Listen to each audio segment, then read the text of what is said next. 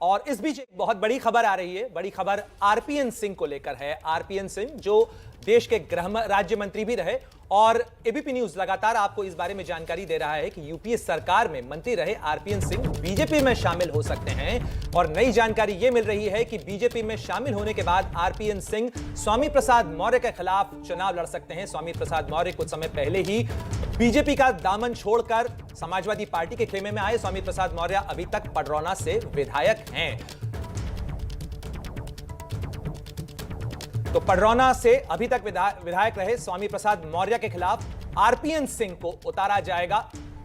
नीरज पांडे हमारे साथ बने हुए हैं। नीरज से जानना चाहेंगे, नीरज, ये जो सियासी गणित है, ये जो सियासी समीकरण उभर रहा है पडरौना की सीट के ऊपर, ये किस तरीके से सियासी नतीजों को प्रभावित कर सकता है?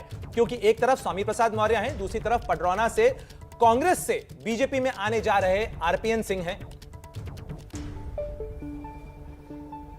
देखिए, स्वामी प्रसाद मौर्य पिछड़ों के नेता माने जाते हैं। पिछली सरकार में मंत्री रहे, अभी उन्होंने भारतीय जनता पार्टी का दामन छोड़कर समाजवादी पार्टी ज्वाइन कर ली और पडरौना से वो चुनाव लड़ने वाले हैं। पडरौना राजघराने के ही वारिस हैं। आरपीएन सिंह वहाँ के बड़े नेता हैं, राजकुमार माने जाते हैं और पडरौना में उनकी अच्छी खासी पकड़ है। वहीं से वो सांसद भी रहे, वहाँ से विधायक भी रहे और आरपीएन सिंह वहीं से सांसद रहते हुए केंद्र सरकार में मंत्री भी रहे। तो उनका भी अपना अच्छा खासा उस क्षेत्र में वर्चस्व है। और आरपीएन भी, आपको बता दें, सिंह जरूर लगाते हैं लेकिन वो भी पिछड़ी जाति के ही नेता माने जाते हैं। वो पिछड़ी जाति से ही आते हैं, यानी कि वो भी कुर्मी बिरादरी से ही आते हैं। तो ऐसे में ये माना जा रहा है कि आरपीएन सिंह एक बड़े वर्ग को एड्रेस करते हैं और अगर वो भारतीय जनता पार्टी के खेमे में आते हैं और यहाँ से चुनाव लड़ते हैं तो निश्चित रूप में भारतीय जनता पार्टी को न सिर्फ उस सीट पर फायदा होगा बल्कि आसपास के तमाम क्षेत्रों में भी फायदा होगा, क्योंकि यहाँ पे लड़ाई ये है कि वोट बैंक को इंटैक्ट रखा जाए। तो भारतीय जनता पार्टी का पहला जो लक्ष्य होगा कि न सिर्फ पडरौना से भारतीय जनता पार्टी चुनाव जीते बल्कि जो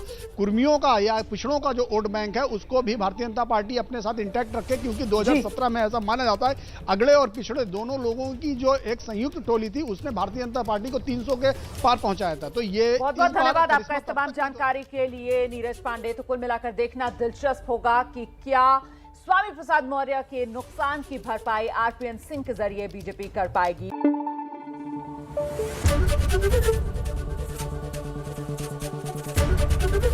एबीपी न्यूज आपको रखे आगे।